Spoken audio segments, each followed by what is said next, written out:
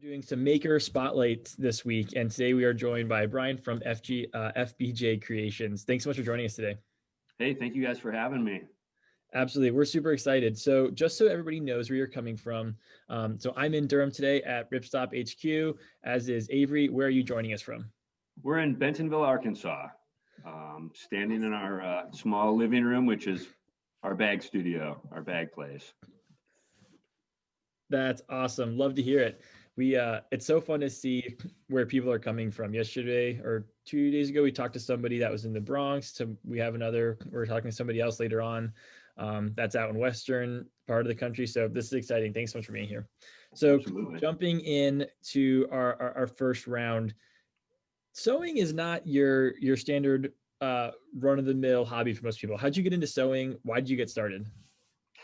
Well, I wanted to make a bike bag, honestly. My mother-in-law had sent us a sewing machine for Christmas, and for some reason I felt compelled to make a bike bag, and that's where it started.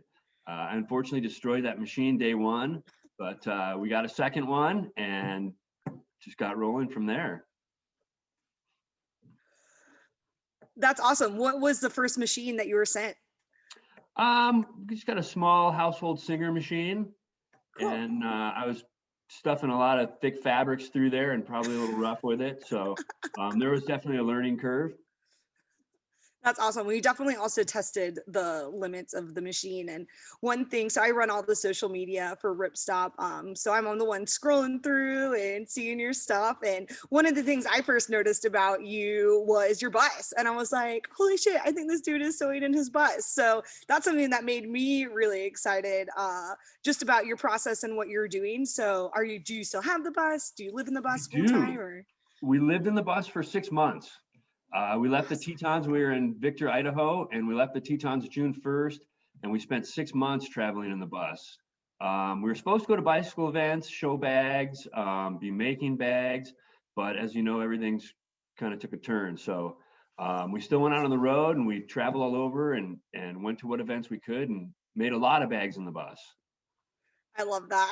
I thought it was such a unique part of your process and seeing what you were doing to see you in your bus sewing. That just like really made me smile. So that's awesome. That. Part of building the bus was building a decent workspace in it. I made a 9-foot long counter and had a big spot for my machine, and we had places to store fabric. So part of building the bus was making it a workable, livable space where we could do both. Awesome. Do you have plans to keep traveling in the bus and to keep making gear out of it? We will. Once we see some more events going, we'd love to get back out and get to some events. And I think it'd be cool to either do some, be able to do some repair work for people while we're out on the road at events, or even whip out a quick custom bag if time allowed. I love that. You're definitely onto something there. We enjoyed it. That is so epic. So you're a bike guy. What do you like to ride? What style? Is it anything? What's your bike connection? Bike connection. I started racing BMX at 10 years old, and we did that for about 20 years, probably pretty consistent, which led into mountain bikes. Have ridden and raced almost every discipline of mountain bikes.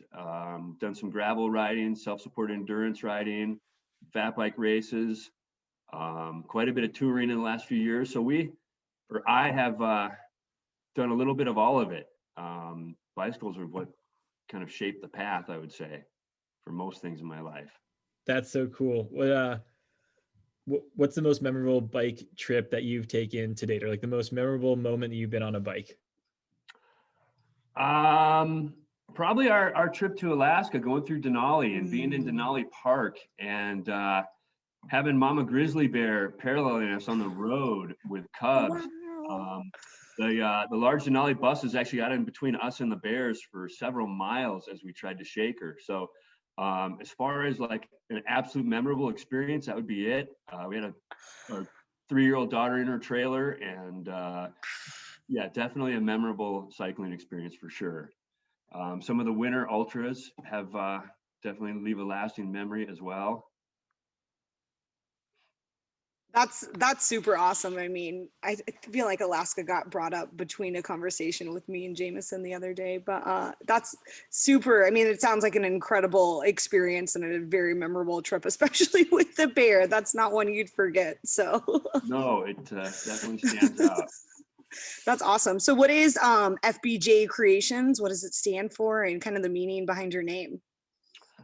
FBJ, we do on our website, we have the Family Bicycle Journal. So we have a blog that goes by FBJ. But I have been known to in the past have some long hair and long beard, and was dubbed as Fat Bike Jesus for a bit. So honestly, FBJ comes from Fat Bike Jesus. It's one of those things, if you know, you know. But we'll let you in on it. That's Thank you awesome. so much. Yeah. Yes. Was not expecting that, and it was really good to know the story behind that. Now I love it even more. Yeah, people always wonder what those initials stand for, but that would be the true meaning. Awesome.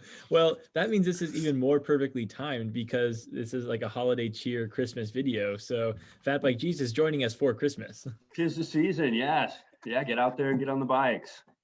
Awesome. So when I mean, I've seen a lot of your stuff, but I was doing some extra research. Your designs are not your run-of-the-mill bike bags. They're exciting, they're unique, they're fun. How do you feel like your personality, your experience plays into the style in which you make your bags? Once again, that goes back to bicycle racing, I think, and BMX racing, which was related to motocross and supercross. And motocross has always been known for flashy gear and matching stuff, and just has always looked really clean and really sharp. That's kind of where a lot of it comes from. Every year, the new uniforms come out and matching painted helmets and cool gear. So I think that's where a lot of it comes from. I also grew up in a house where had a mother that had a ton of artwork and liked bright colors and wild designs. So maybe a little bit of influence from both. I love that. And I love a lot of the things that you are making or using are printed outdoor ink and custom designs that other people are sending you as well. But do you have a favorite outdoor ink pattern or design that you've used? Boy, it seems like every time I get a new roll of fabric, it could be my favorite. Those might be my next bags. But I've loved working with a coloring book, honestly. It seems like you can constantly put different fabrics with it, and some of the other ones too, like the Chaos. You can put a couple different color backgrounds fabrics with it, and it completely changes the look of it. So there are some really cool ones. I feel like we haven't even got deep enough into it to see all the great prints. Yeah, and I don't know if you have anything nearby that you want to like hold up and show us what you're working on, or I'm making a set of winter mitts right now, pogies. And these are actually, this was the see if we can see this. That was the Aurora Borealis and print, and we changed the coloring on it. So it's really got a cool look to it. This is a bigger piece where you can get the whole look of it in there and see everything. Yeah. So yeah, I actually have a lot of stuff on the table right now. We have about 8 bike bags going and a whole bunch of little pieces as well.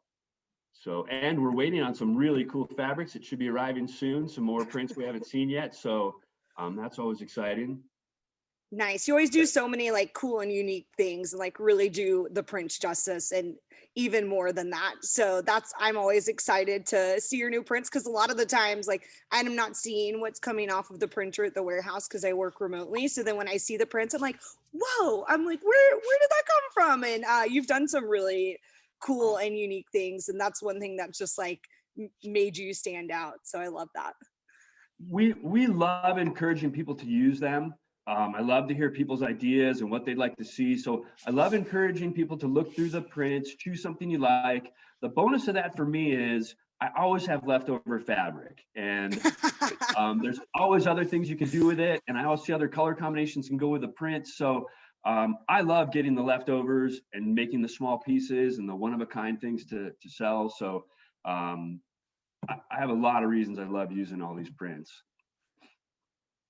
That's awesome. Maybe we love to hear it, love to see it. It's great feedback and just great encouragement to other people. So, like I said, the one of our goals was 'tis the season, it's Christmas. We wanted to direct some kind of the spotlight onto some of these makers, but also just get a fun holiday cheer going. So we've got some rapid fire questions for you that relate to the Christmas season. So in the truest sense of the podcast, we love just kind of like silly questions that make that we get a little more insight on you. So first question, if you could have one Christmas wish granted, what would it be? Boy, we're tough right off the bat. It would be nice to just be able to continue our bus life a bit longer and the beach life we had, but it makes it really hard to be as productive as I want to be. So, but I would ultimately, that would be a great thing to continue on, a great Christmas wish. But especially that winter, that beach life doesn't sound too bad. No, it doesn't. Not at all. Right, so complete this sentence. The best way to spend a weekend in December is riding your bike. Too easy. It was.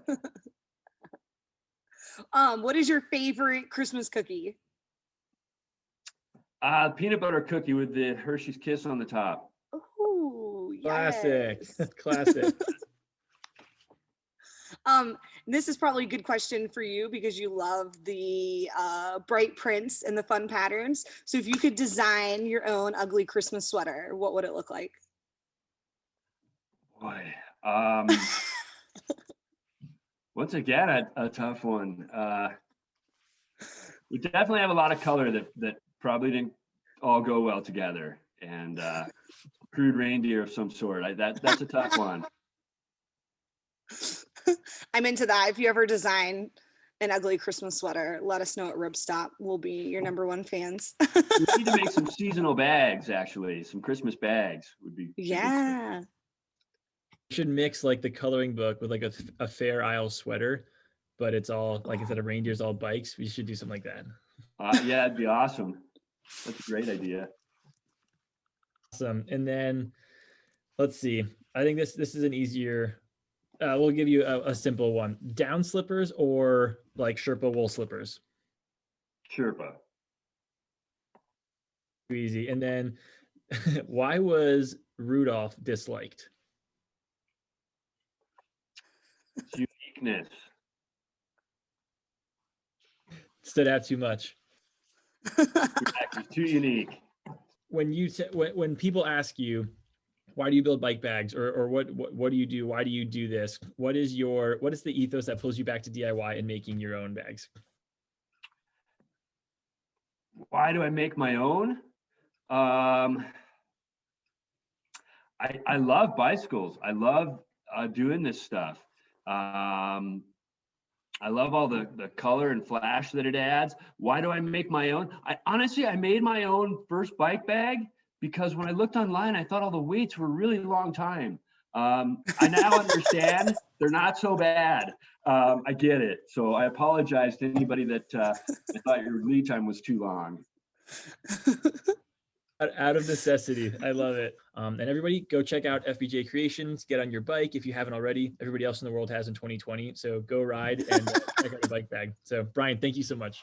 Thank you guys very much. We appreciate it. Thank you. And we look forward to seeing what you create. Thank you. Yeah, happy holidays. Keep you updated. Thank you guys. Awesome. Bye-bye.